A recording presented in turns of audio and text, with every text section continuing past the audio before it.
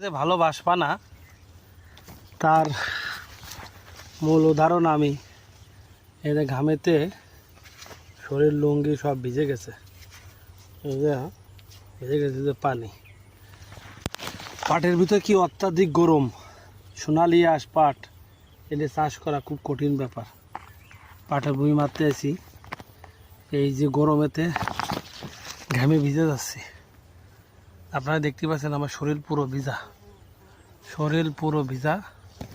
আপনারা কৃষকদের যে আপনারা মূল্যায়ন করেন না, জিনিসপাতির দাম কমাই দেন, পাটের দাম কমাই দেন, ধানের দাম কমাই দেন।